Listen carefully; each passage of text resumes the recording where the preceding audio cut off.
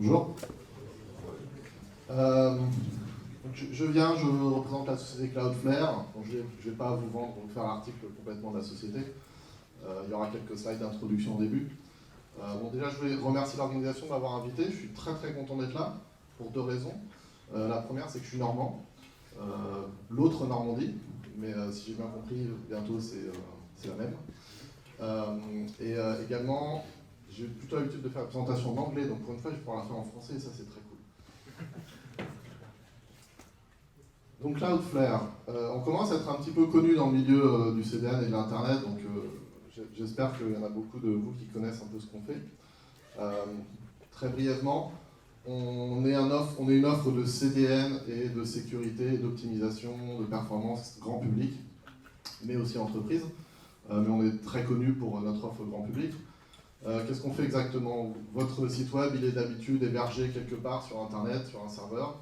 Nous, on vient se mettre au milieu, donc c'est un reverse proxy, on appelle ça. On vient se mettre entre votre serveur hébergé chez quelqu'un et vos utilisateurs par une simple redirection DNS.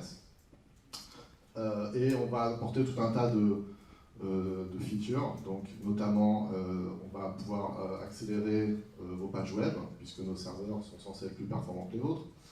On va vous apporter les dernières technologies, par exemple on vient de sortir HTTP2 pour tout le monde. On a également le Universal SSL, donc on vous offre un certificat SSL gratuitement pour votre site web. Il y a tout un tas de choses, des analytics, d'où viennent les utilisateurs, etc.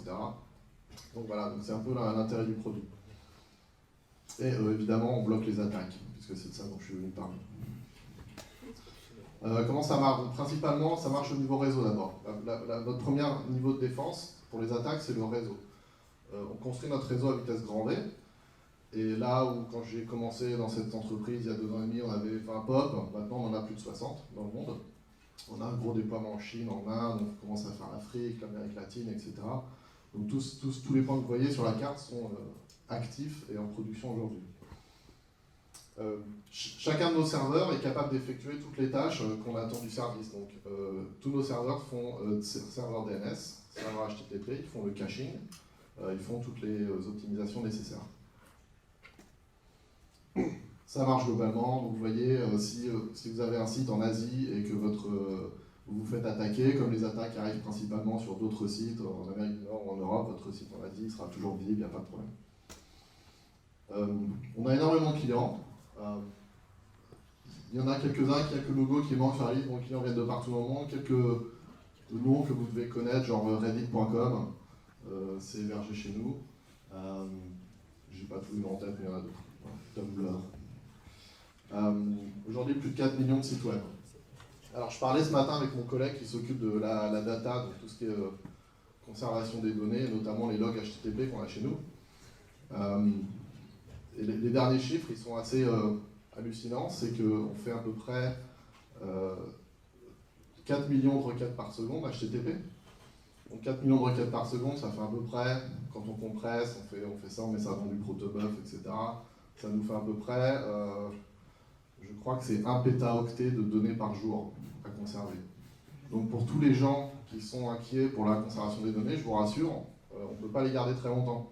Donc pour l'instant, on peut en faire des choses, on peut agréger ces informations-là, mais on ne garde pas les infos brutes, on les garde, je crois que pour tout ce qui est free, c'est à peu près, donc si vous ne payez pas, on les garde à peu près 7 jours. Si vous êtes des clients professionnels, on peut les garder beaucoup plus longtemps que ça, parce que vous avez besoin de les récupérer les logs.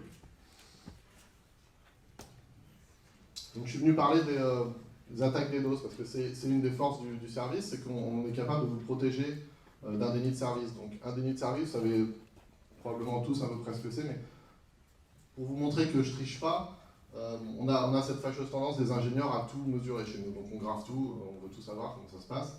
Donc on a notamment ce graphe qui est le nombre d'attaques DOS par jour sur la plateforme. Et vous voyez qu'il y a des jours, on a plus de 300, avec 350 attaques dans la journée. Donc ça, c'est une journée typique chez Cloudflare. Donc normalement, on sait de quoi on parle. Les attaques DDoS, elles ont légèrement évolué, notamment sur ces 2-3 dernières années. Toujours très populaires, les attaques par amplification. Donc les protocoles UDP, principalement DNS, NTP, et surtout DNS. deux choses importantes, c'est que NTP qui était très à la mode en 2014, donc les fameuses attaques par amplification NTP, c'est très simple, on envoie un petit paquet sur un serveur NTP ouvert sur Internet, et il répond avec 5 kilobits, 5 kilobytes, 5 kilooctets de données. Donc très facile de faire l'amplification. Ce sont aussi des attaques par réflexion. Alors la réflexion, c'est en fait le spoofing de données. Puisque c'est de l'UDP, il n'y a pas de contrôle de session. Et donc vous pouvez simuler votre adresse IP, vous pouvez crafter votre adresse IP pour faire croire à quelqu'un que vous êtes quelqu'un d'autre. Et il va répondre avec l'adresse IP de la victime. Donc vous simulez que vous êtes la victime en fait. En envoyant votre paquet, le paquet va repartir vers la victime. Ça marche très bien, c'est très efficace. On avait sorti un blog à l'époque, notamment moi j'en avais écrit un deuxième après, qui était assez intéressant parce qu'on expliquait donc comment fonctionnaient les attaques NTP, etc. On avait dit, et on avait commencé à faire un peu de public shaming, c'est-à-dire on avait dit voilà les top 10 fournisseurs internet qui nous ont envoyé du trafic NTP spoofé, c'est-à-dire qu'ils ont des serveurs NTP ouverts sur l'internet et non patchés. Et on avait mis une liste sous forme de, je crois que c'était une espèce de truc Excel ou équivalent. Et 3-4 jours après, la plupart avaient disparu. C'est-à-dire qu'ils avaient été patchés ou supprimés des réseaux. Donc ça peut être une défense anti-DDoS, c'est d'aller mettre la honte à ceux qui ne patchent pas leur serveur. Aujourd'hui, on voit principalement des attaques des spoofing DNS. Donc je vais revenir un petit peu là-dessus. Le principe d'un DDoS, c'est quoi? C'est de contrôler, il y a un attaqueur qui contrôle un certain nombre de machines. Et plus le nombre est important et plus l'attaque DDoS va effectivement avoir un impact. Contrôler un certain nombre de machines qui sont soit des machines piratées, soit, ce qui est plus surprenant, des fois, c'est des machines qui sont achetées ou louées pour faire du DDoS, ça existe. Toutes ces machines vous envoyer énormément de requêtes, tellement de requêtes que votre serveur, le book, n'est pas du tout dimensionné pour ça, il va commencer à s'écrouler, le CPU va monter à 100%, il ne va plus répondre à rien du tout, votre service il est par terre, et donc les utilisateurs légitimes ne peuvent plus accéder à votre site. Très simple. Voilà à quoi ça ressemble. Alors, je ne sais pas pourquoi il y a une petite inversion du paquet, bon c'est pas très grave. Le principe, une requête de 64 octets envoyée d'une machine et on obtient une réponse de 3,3 kilooctets, 3000 kilooctets. Donc vous voyez le facteur d'amplification qui est de 1 pour, je sais pas, 3000, non, plus que ça, bon, bref. Donc très facile avec un tout petit paquet de générer énormément de trafic en volume.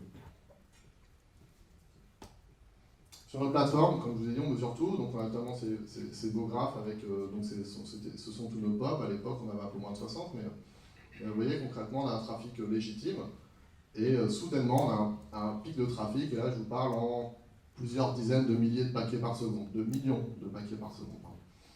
Et ça c'est même pas une journée, c'est quelques heures. Je voulais m'excuser pour les slides en anglais déjà, parce que j'ai vu que tout le monde les avait fait en français, moi je suis le seul à les avoir en anglais, désolé pour maltraiter la langue française comme ça. Quand on veut mitiger une attaque DDoS, il n'y a pas une seule solution, il y a des solutions. Il faut s'adapter en permanence, il faut avoir une solution par type de problème qu'on rencontre sur la plateforme. Donc le premier problème qu'on va rencontrer, donc on a fait une échelle comme ça, le premier problème qu'on va rencontrer c'est la congestion. Donc la congestion de l'Internet, parce que nous aussi on est connecté sur Internet, et nous aussi des fois on n'a pas assez de trafic, de capacité Internet pour absorber tout ce trafic, et donc nous aussi du coup on se fait dédosser et ça marche plus. Donc comment on fait? Première chose, on va contacter nos fournisseurs de transit, il nous faut plus de capacité, après tout c'est notre métier, donc on ne peut pas se permettre de dire à nos clients on n'a pas assez de capacité, donc nous on va constamment ajouter de la capacité. Alors ça paraît facile, hein, en gros je suis en train de vous dire acheter des serveurs et de la bande passante pour résoudre les problèmes de DDoS. Le deuxième truc sur lequel on va jouer, c'est la topologie de l'Internet. L'Internet, ce qui est génial avec l'Internet, c'est qu'il fait cette taille absolument gigantesque, donc on va essayer d'en jouer. Donc comme je vous ai expliqué, on a un réseau avec des serveurs un peu partout, et on utilise une topologie Anycast. Alors Anycast, c'est un truc un peu particulier. Le routage classique sur Internet, c'est de l'unicast. Donc vous avez un routeur, et il va annoncer un préfixe sur Internet, et ça vous assure que le trafic pour ces adresses IP-là arrivera toujours sur cet équipement. Avec Anycast, on fait un peu différemment. On annonce le même adressage IP partout dans le monde. Alors ça va avoir cet effet formidable, c'est que les utilisateurs vont, par la dynamique de l'Internet, on va appeler ça les forces de l'Internet, vont faire qu'ils seront toujours routés au POP le plus proche.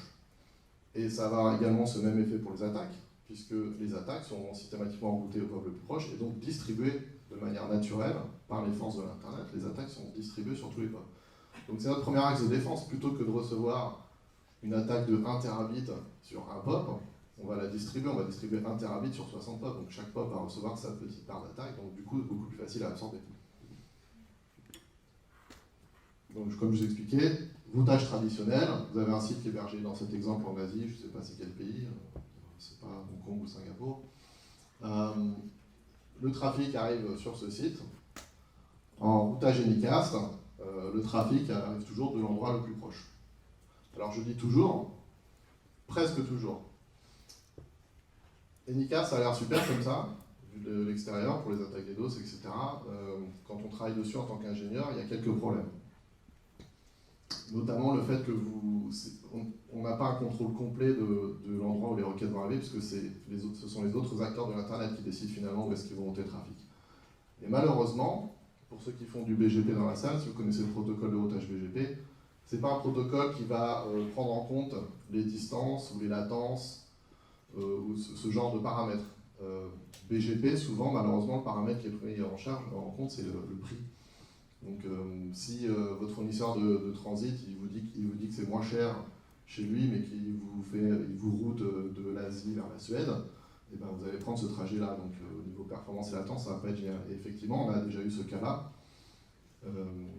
où des utilisateurs des Philippines sont routés vers la Suède. Bon, je ne vous cache pas que les 200 millisecondes de latence, c'est pas génial. C'est pas tout à fait ce qu'on vend.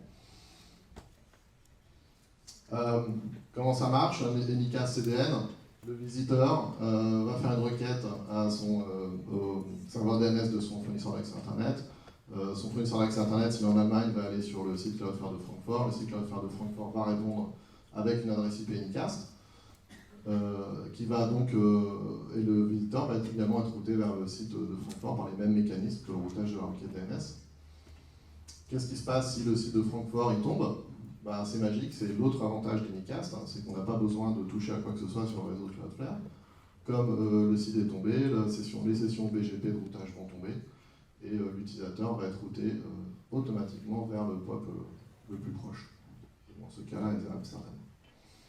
Évidemment, le problème, quand ça arrive, on essaie que ça n'arrive pas, on essaie de garder le réseau stable, c'est que la session TCP, elle est reset, puisqu'on n'arrive pas sur les mêmes serveurs.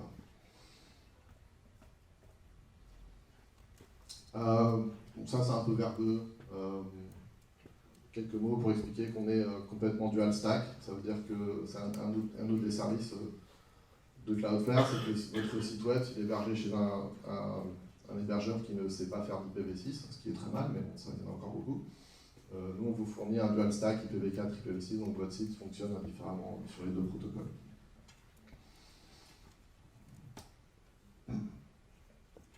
Un petit mot, peering contre transit, je ne sais pas si c'est la bonne audience ici, parce que je ne sais pas trop s'il y a beaucoup de gens qui bossent dans le réseau ici.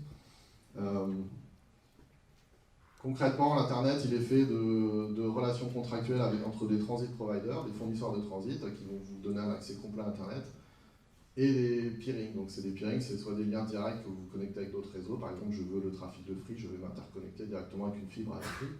Et ça va me coûter soit 0$ si Free est gentil, soit 1 ou 2$ du mec si Free est méchant. Généralement, Free est méchant.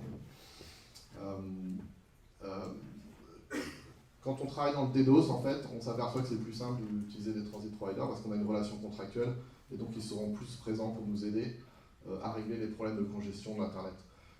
Si je me fais attaquer par un très gros DDoS et que mon fournisseur de transit ne peut pas me délivrer tout ce trafic, je peux l'appeler avec mon téléphone et lui dire est-ce que tu peux mettre cette règle en place, s'il te plaît, maintenant tout de suite, pour régler le problème de DDoS. Ce qui ne veut pas dire qu'on ne fait pas de peering, on fait beaucoup de peering, parce que le peering, généralement, c'est moins cher. Ok, maintenant on va passer à la mitigation des attaques. Comment on fait? Ça, c'était avant, mais je voulais en parler quand même, parce que c'est pour montrer à quel point il faut tout le temps s'adapter. On avait un très gros client en Asie, à Hong Kong, qui s'appelait PopVote, Et ce site-là était un site de promotion de la démocratie à Hong Kong. Alors, si vous connaissez un peu l'histoire de Hong Kong, ancienne colonie anglaise, rétrocédée à la Chine il y a 20 ans, je ne sais plus. Et un certain jour, ce site-là a décidé de faire un vote en ligne et a incité tous les citoyens de Hong Kong à faire un vote en ligne pour dire si oui ou non ils voulaient la démocratie à Hong Kong. Donc évidemment, ils sont arrivés en masse pour dire oui à la démocratie. Qui ne veut pas la démocratie? Le problème, c'est que les Chinois, ils n'étaient pas tout à fait d'accord avec ce vote. Et là, on a vu vraiment le meilleur de la créativité de ce que pouvaient faire les hackers chinois. Ils sont extrêmement créatifs. Ils ont réussi à ralentir nos sites web en utilisant des techniques SSL, enfin des trucs. Et à un moment, ça avait un impact global sur le réseau Cloudflare. Ça, c'était à peu près il y a 1 an et demi. On a contacté ce client-là, on lui a dit qu'on était bien embêtés, qu'on était à 2 doigts d'enlever leur domaine de la plateforme. Ils nous ont dit, moi, tout ce que je veux, c'est que le site marche à Hong Kong, pour que les gens puissent voter à Hong Kong. On a fait, ah bah parfait. Donc on a désactivé le site partout ailleurs dans le monde, et on l'a laissé qu'en Asie. Et ça a réglé le problème. On ne le fait plus maintenant parce qu'on a suffisamment de capacité pour tout absorber.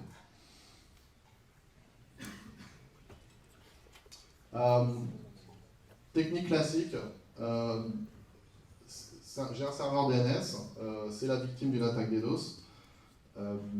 Et comme vous le savez, le DNS est souvent redondant. On peut avoir 1, 2, 3, 8 serveurs DNS pour un nom de domaine. Ce qu'on fait, c'est que quand la cible, c'est un serveur DNS unique qui est attaqué à coup de 50 millions de paquets par seconde, le plus simple, c'est qu'on le blackhole. Donc on appelle notre fournisseur, enfin c'est fait automatiquement, mais on demande à notre fournisseur de transit de dropper, de jeter tous les paquets à destination de cette adresse IP. Et comme toutes les implémentations desktop et serveur supportent tout à fait la perte d'un serveur DNS et après activent la redondance et vont aller faire la requête sur l'autre serveur DNS, ça marche absolument très bien. C'est ce qu'on appelle un null routing.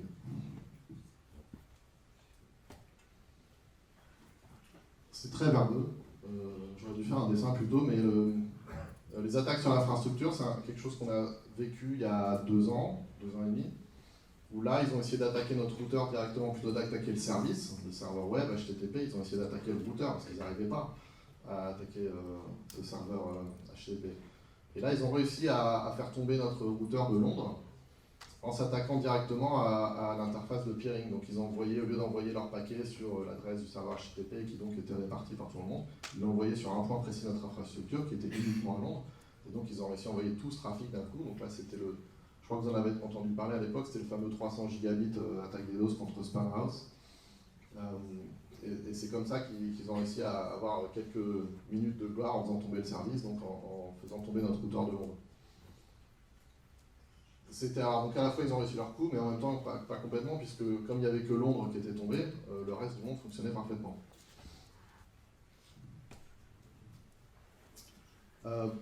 Pour ça, maintenant, on travaille beaucoup avec les points d'échange Internet, les fournisseurs de transit, etc. pour ce qu'on fait, on fait de l'obfuscation de l'infrastructure, c'est-à-dire que les adresses IP qui sont utilisées pour les interconnexions sur Internet ne sont pas, n'ont pas d'intérêt à être visibles.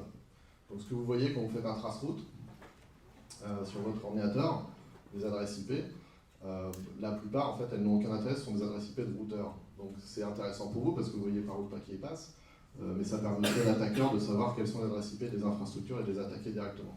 Donc maintenant on fait de l'obfuscation de ces informations-là. Donc on va retourner sur cette échelle. Donc maintenant on a réglé le premier problème, la congestion. En tout cas on a trouvé des solutions. Deuxième problème, maintenant j'ai tellement de trafic que mon routeur il a du mal à suivre. Alors 10 millions de paquets par seconde, pour une référence, pour votre référence, c'est à peu près la limite théorique d'une interface 10 gigabits par seconde. Alors nous on parle en paquets par seconde parce que c'est de cette façon-là qu'on se fait le plus attaquer. On ne se fait pas attaquer en bytes, on se fait attaquer en paquets. Et les équipements réseau travaillent en paquets, ne travaillent pas en bytes. Ok, donc on a ce trafic qui arrive, et 10 millions de paquets par seconde, et nous on aimerait bien suivre notre philosophie qui est d'essayer de contrer intelligemment l'attaque au niveau du serveur. Donc on voudrait quand même pouvoir délivrer ces paquets du routeur jusqu'au serveur. Donc pour ça on va utiliser, donc FlowSpec, j'ai enlevé le slide parce que c'est pas très intéressant. mais on va utiliser ECMP. Donc ECMP, Equal Cost Multipass, c'est donc une technique de load balancing, on va dire gratuite, puisque c'est fait directement par l'équipement réseau. Donc si vous avez un routeur dans votre infrastructure, normalement il sait faire de l'ECMP. Donc vous faites un hash, source IP, dest IP, source port, destination port, pour vous assurer qu'un flow TCP va toujours emprunter le même chemin. Et vous vous retrouvez à distribuer le trafic sur 3 serveurs. Dans certains sites Cloudflare, on a jusqu'à 150 serveurs, donc ça marche aussi avec 150 serveurs. Donc on arrive à distribuer les flows de nos utilisateurs sur 150 serveurs, et ça distribue également les flux d'attaque. Donc si vous recevez 100 millions de paquets par seconde sur un site qui a 150 serveurs, tout de suite, là, c'est moins d'1 million de paquets par seconde par serveur, et ça, on sait faire.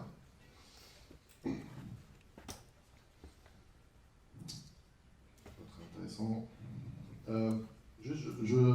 C'est un petit slide qui est pas très bien placé, mais c'est intéressant de se poser la question d'où viennent les attaques DDoS. Alors dans notre cas, celles qui nous impactent le plus, pour peu qu'on soit encore un petit peu impacté, elles viennent de Chine. Mais il y a un truc intéressant, c'est que les fournisseurs de transit chinois, ils ont commencé aussi à avoir un petit problème. Ils ne peuvent pas délivrer tout ce trafic-là directement depuis la Chine vers nos infrastructures.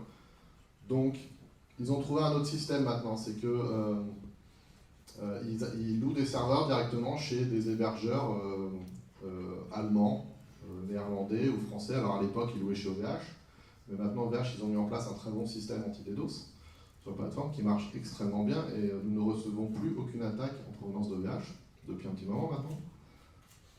En revanche, il y a certains hébergeurs néerlandais, allemands qui sont beaucoup moins regardants. Et ils n'ont pas de problème à louer des batteries de serveurs connectées à 10 gigabits par seconde sur Internet à des gens qui ont des cartes de crédit volées. Ça fait très mal, parce que les serveurs sont juste à côté. Avant, ça n'impactait que la côte ouest des États-Unis pour nous, ou l'Asie. Maintenant, ça impacte l'Europe. Donc on essaye de travailler avec ces hébergeurs, notamment sur la détection de ces attaques, la détection des sources, et qu'est-ce qu'on peut faire pour éviter qu'ils louent leurs services, puisqu'en fait ce sont des gens qui se présentent comme un service légitime, mais qui en fait n'achètent ces serveurs dans le seul but de générer des attaques, parce qu'il y a un business des attaques DDoS. Vous pouvez commander votre attaque DDoS sur Internet. Il y a certains sites, vous n'êtes même pas obligé d'aller sur Tor et compagnie, il y a certains sites, maintenant je crois DDoS.ru si vous voulez, ça soit fait par les Russes. Il y en a beaucoup. Vous pouvez, avec votre carte de crédit, commander votre petit DDoS, ça, je crois que ça commence à $10, et puis par contre, si vous voulez attaquer un site qui est sur Cloudflare, c'est beaucoup plus cher, sans garantie de résultat évidemment. Donc il y a un vrai business du DDoS, c'est là où je voulais en venir. Voilà. C'est que, contrairement à ce qu'on pense souvent que les DDoS, ce sont des machines compromises chez les abonnés, donc c'est un parc de Freebox ou un parc de Orangebox, et qu'il y a quelqu'un qui contrôle toutes ces machines-là via un channel IRC. Ça, c'est plus trop le cas en fait, hein. Ça n'existe vraiment plus, parce que les fournisseurs d'accès Internet, maintenant, ils font quand même attention un petit peu à la sécurité de leur box, on va dire. Voilà, on va leur accorder ça. Maintenant, c'est vraiment plutôt des vrais serveurs connectés sur Internet, très très bien connectés. On parle de 1 gigabit jusqu'à 10 gigabits par seconde, donc avec des capacités de dégâts très importantes. Alors, comment est-ce qu'on va détecter ces attaques? On a réglé le problème de la congestion, maintenant on a tout ce trafic. La règle chez nous, c'est l'edit flow, on essaye de tout faire passer jusqu'au serveur, et maintenant on aimerait bien identifier un petit peu plus sérieusement ces attaques. Comment on fait alors? Vous avez probablement tous déjà essayé un TCP dump, la commande idéale pour voir ce qui se passe sur votre carte réseau. Vous pouvez voir les paquets arrivés, que ce soit UDP, TCP, ça décode, ça fait même de la translation DNS, etc.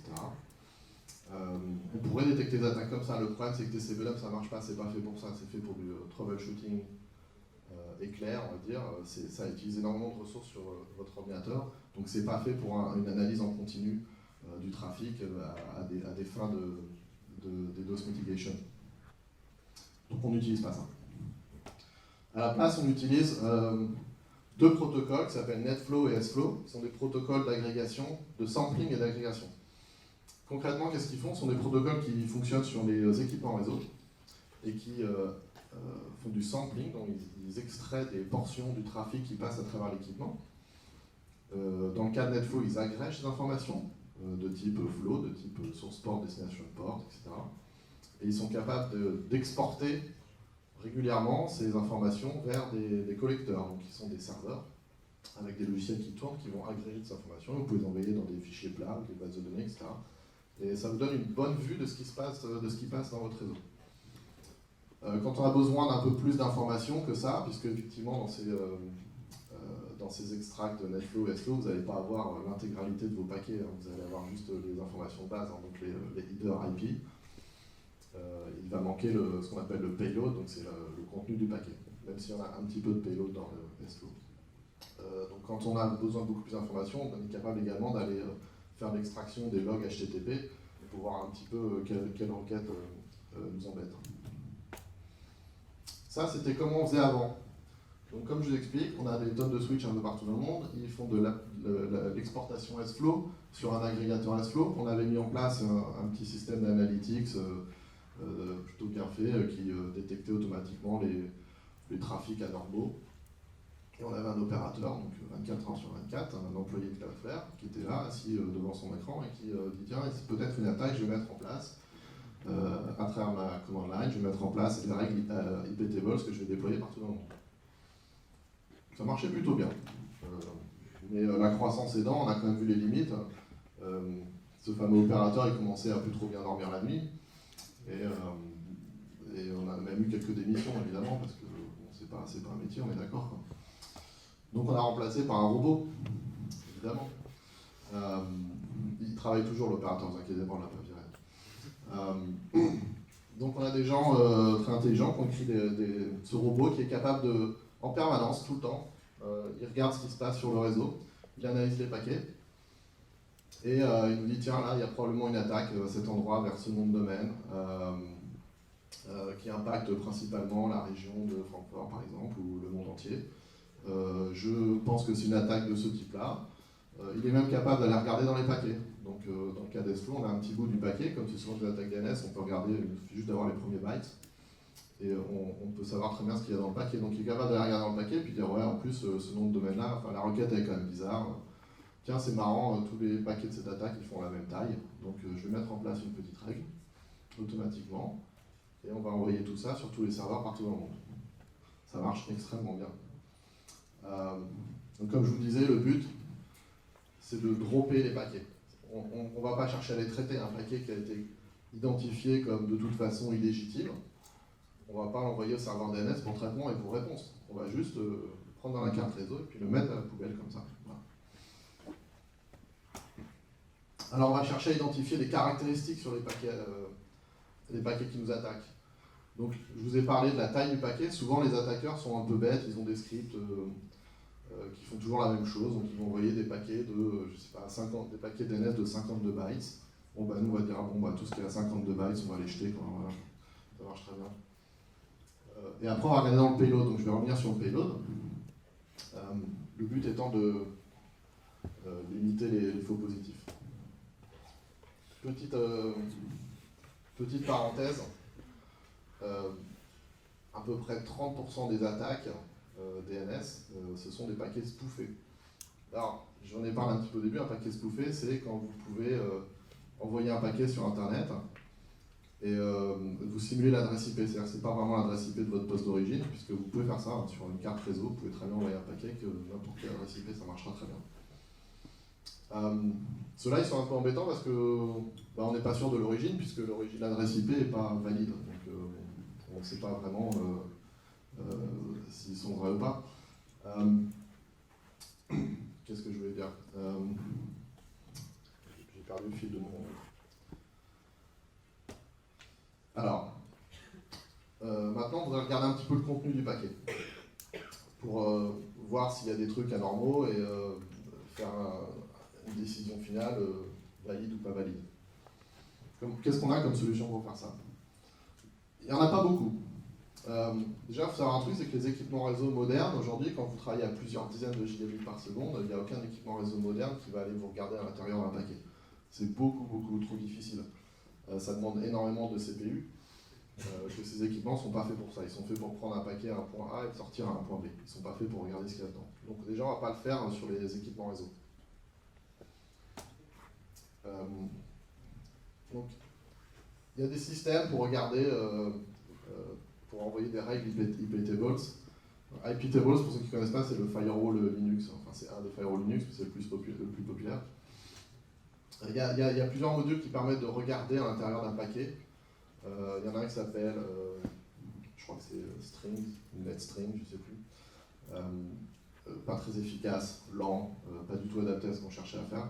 Il y en a un autre qui s'appelle U32. Alors celui-là, c'est une catastrophe au niveau de l'écriture des règles. C'est absolument incompréhensible. Donc à la place, on utilise quelque chose qui s'appelle BPF, Berkeley Packet Filter. Et en fait, c'est l'équivalent d'un... Ça ressemble un petit peu à un TCP/dump. Vous pouvez dire, tiens, regarde, je veux filtrer uniquement les paquets qui ont ça à tel endroit, de tel octet, etc. Et ça marche extrêmement bien. Bon, alors là, effectivement, c'est illisible pour vous. Mais pour la personne qui a écrit le soft chez nous, c'est très lisible. C'est surtout très très performant. Alors en bytecode, ça donne ça. Donc effectivement, ça ne ressemble pas à grand chose. C'est une espèce d'assembleur.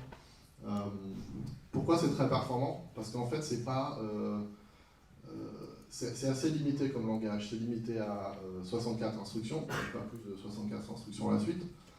Ce n'est pas ce qu'on appelle une machine de Turing complète, c'est-à-dire que vous n'avez pas tous les embranchements possibles, notamment celui où vous ne pouvez pas revenir en arrière. Vous ne pouvez pas dire s'il y a tel octet à tel endroit, alors on va regarder en arrière. Ça, vous ne pouvez pas le faire, par exemple. Ça fait partie des limitations. Donc ça doit être lu de manière séquentielle. Si vous arrivez à vivre avec toutes ces limitations-là, vous obtenez un filtre extrêmement performant. Tellement performant que nous, on arrive à analyser 2 millions de paquets par seconde sur une carte réseau.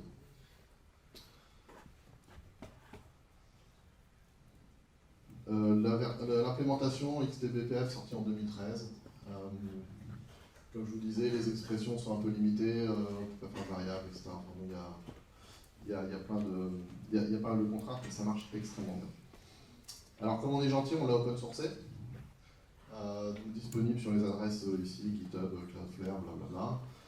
Il y a quelques paramètres de ligne de commande assez sympathiques.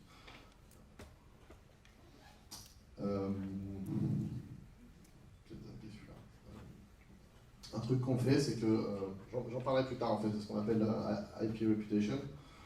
On va revenir sur cette échelle. Donc là, avec ce truc mes iptables plus iptables BPF, j'ai résolu 2 problèmes d'échelle à peu près. Donc je sais régler les problèmes DNS en groupant massivement, je sais envoyer des règles de firewalling partout sur mes serveurs. J'ai quand même un petit gap entre les deux. Donc je sais régler le problème à 10 millions de paquets par seconde, je sais régler à 2 millions. Le problème c'est que qu'est-ce qui se passe quand mon serveur reçoit 6 millions de paquets par seconde? C'est embêtant, ça n'a plus marché. Donc l'idée c'était de reprendre cette notion de BPF et de voir comment est-ce qu'on peut l'accélérer. Jusqu'ici c'était géré au niveau du kernel Linux. Est-ce qu'on peut rapprocher au plus près de la carte réseau? Ben oui, on peut. Partout nos serveurs, on a plusieurs milliers de serveurs dans le monde, ils sont tous équipés de cartes SolarFlare. Donc, alors, ça s'appelle Flare comme Cloudflare, mais rien à voir, c'est juste une autre boîte. 2 ports 10 gigabits sur ces cartes, et surtout elles ont tout un tas de fonctionnalités très intéressantes. Alors elles sont un peu chères, je ne vous le cache pas. On parle de, je crois que c'est 1 ou 2 milliers d'euros par carte.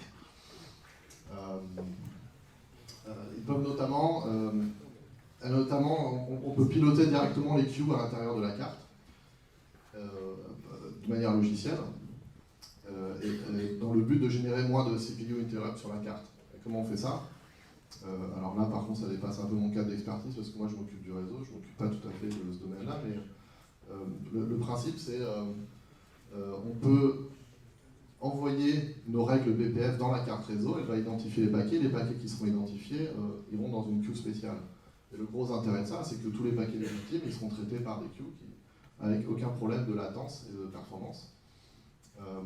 On laissera le soin de dropper à la queue user space. Et là, voilà, on monte à 6 millions de paquets par seconde. Donc on a rempli notre gap. Il y a bien quelqu'un qui va demander qu'est-ce qu'on fait quand c'est 8 ou machin, bon là j'ai pas de solution. Mais ça marche très bien. On a résolu, on arrive à faire rentrer tous les paquets du DDoS dans notre plateforme, problème résolu. On arrive à envoyer tout ce trafic jusqu'au serveur, problème résolu.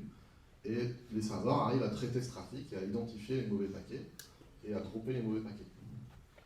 Donc tout le trafic légitime n'est plus impacté. Un petit mot sur les botnets. Donc botnet, c'est les attaques de niveau 7. Donc là, on n'est plus dans le UDP, packet spoofing, où on va avoir des attaques volumétriques. On est dans des attaques petit volume. Ce sont des vraies connexions TCP/IP. On n'a pas de moyen, nous, de dire, ah tiens, celle-là, elle n'est pas légitime.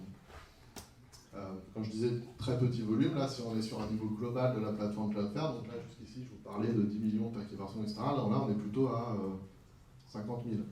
Vous voyez, on pourrait dire, bah, c'est rien, oui, mais sauf que c'est du vrai trafic HTTP.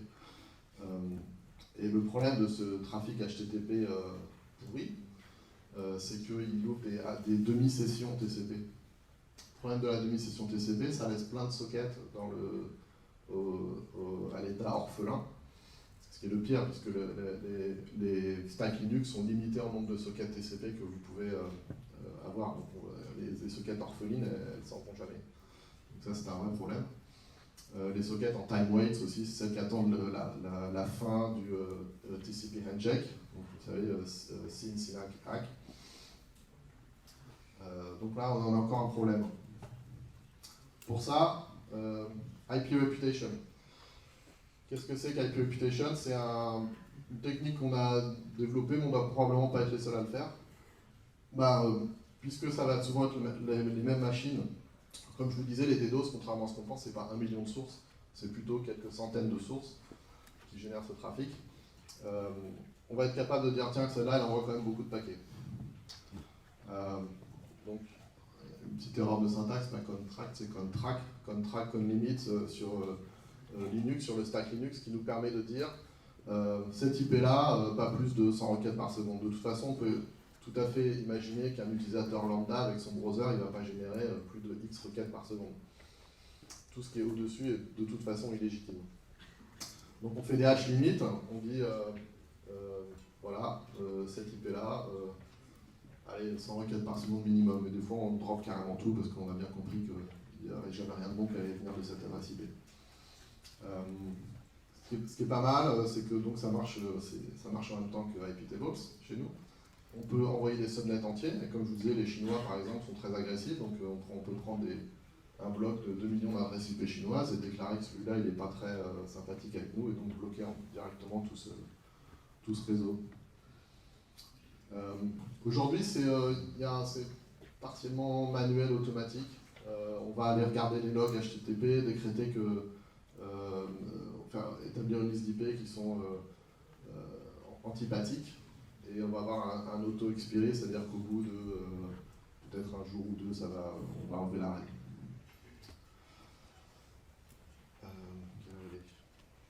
Donc, je ne sais pas si je suis en avance ou en retard. Je suis un petit peu en avance. Conclusion. Comme je vous disais, pourquoi Cloudflare ça marche? Parce que le service est gratuit, déjà, à part pour les clients qui payent, mais n'importe qui, là, si vous avez un nom de domaine, vous pouvez tout de suite là, vous mettre votre site sur Cloudflare, et ça va vous prendre 5 minutes, pas besoin d'appeler un commercial ou machin, ça va marcher. Donc ça attire effectivement beaucoup de gens qui veulent protéger leur domaine. Et la plupart des gens qui viennent sur la plateforme, ils viennent parce qu'ils se sont fait attaquer. Ils viennent aussi chercher la performance, etc. Donc déjà, ça attire beaucoup de monde. Et le truc aussi, c'est qu'on est content neutral, c'est-à-dire qu'on ne s'occupe pas du contenu de votre site web. On n'est pas là pour censurer ou quoi que ce soit. Notre CEO en a fait son cheval de bataille. Et le problème d'être content neutral, c'est que vous allez attirer beaucoup de sites, on va dire, controversés. Ça peut aller du site de jeux en ligne jusqu'à des sites politiques, jusqu'à peut-être même pire des fois. Par exemple, j'ai cet exemple pendant les élections en Turquie, il y avait les deux partis qui étaient en tête comme ça, et les deux sites étaient chez Cloudflare, et ils se dédossaient mutuellement à travers Cloudflare. Bon voilà, C'est ce qui se passe quand on attire tout ce genre de contenu. Donc, si vous travaillez chez un hébergeur, c'est là où je veux en venir, ou même chez un ISP avec des activités des fois un peu limites ou sensibles, on va dire.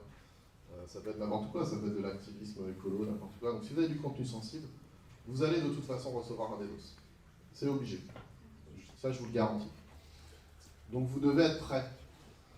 Parce que votre client, il va vous le demander d'être prêt. Alors, être prêt, dans notre cas, bon, c'est un peu plus facile. On a investi énormément en ressources de bande passante, de matériel, de serveurs. Mais surtout, ce qui est important de comprendre, c'est qu'on a investi dans l'humain. Donc, on a embauché des personnes pour s'occuper de ce problème et de trouver des solutions innovantes et alternatives pour répondre aux DDoS. L'humain sera important. Voilà. Dans notre cas, c'est au moins aussi important que les investissements matériels qu'on a fait. Sinon, le service ne marcherait plus. Sinon. Voilà. Si vous avez des questions, je vous écoute.